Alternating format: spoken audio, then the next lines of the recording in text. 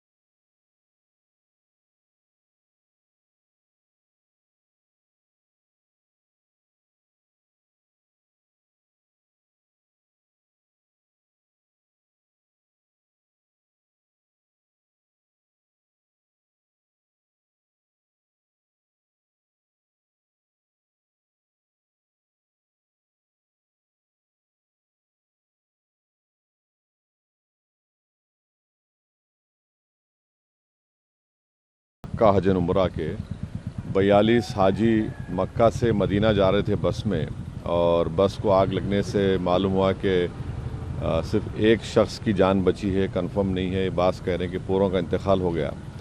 तो मैंने Indian embassy Riyadh में जो DCM है अबू मैथन जॉर्ज साहब से मेरी बात हुई, और उन्होंने मुझसे कहा कि कौंसल जनरल जिद्दा भी और वो ख़ुद इस पर मालूमात हासिल कर रहे हैं और जो भी ज़रूरी कार्रवाई करना है वो करेंगे।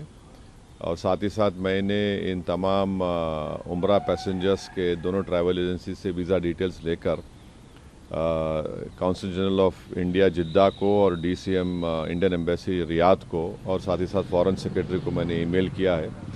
मेरी भारत सरकार से और ख़ास तौर से एक्सटर्नल अफेयर्स मिनिस्टर से जयशंकर साहब से ये रिक्वेस्ट है कि वो इमीडिएटली इस पर देखें, और अगर जिन लोगों की डेथ हुई है उनके परिवार ये चाह रहा है कि उनकी डेड बॉडीज जल्द से जल्द इंडिया को लाई जाए।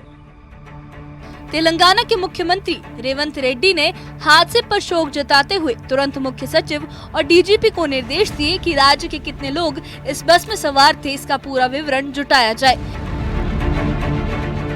इसी बीच विदेश मंत्री डॉक्टर S जयशंकर ने भी सोशल मीडिया पर लिखा कि भारतीय दूतावास और काउंसलेट प्रभावित भारतीयों और उनके परिवारों को पूरी मदद दे रहे हैं और सरकार हालात पर लगातार नजर बनाए हुए है। प्रधानमंत्री नरेंद्र मोदी ने भी हादसे पर दुख जताते हुए कहा कि उनकी संवेदनाएं उन परिवारों के साथ है जिन्होंने अपने प्रियजनों को खो दिया है। प्रधानमंत्री ने घायलों के शीघ्र स्वस्थ होने की कामना की और बताया कि भारतीय अधिकारी सऊदी अधिकारियों के संपर्क में हैं और हर संभव सहायता प्रदान की जा रही है। मदीना हाईवे पर हुआ ये हादसा कई भारतीय परिवारों के लिए गहरा सदमा लेकर आया है। भारत सरकार, तेलंगाना सरकार और भारतीय दूतावास इस वक्त राहत, पहचान, दस्तावेज जुटाने और शवों की वापसी की प्रक्रिया को तेजी से आगे बढ़ा रहे हैं। Bureau report, news 18। तो मदीना हाईवे पर हुआ ये हादसा कई भारतीय परिवारों के लिए गहरे सदमे की तरह है। एक ऐसा सदमा जिसकी भरपाई शायद कभी नहीं हो सकती। जायरीन के परिवार जो रोज उम्मीद लगाए बैठे हैं कि वो अब अपने अपनों की सुरक्षित वापसी और सही जानकारी का इंतजार कर रहे हैं। इस बीच भारतीय दूतावास, स्थानीय प्रशासन और विदेश मंत्रालय लगातार हर पहलू पर नजर बनाए हुए है। पहचान की प्रक्रिया, दस्तावेजी औपचारिकताएं, घायलों का इलाज और जिनकी मौत की आशंका जताई जा रही है उनके पार्थिव शरीरों को भारत लाने की तैयारी, इन सब पर तेजी से काम हो रहा है।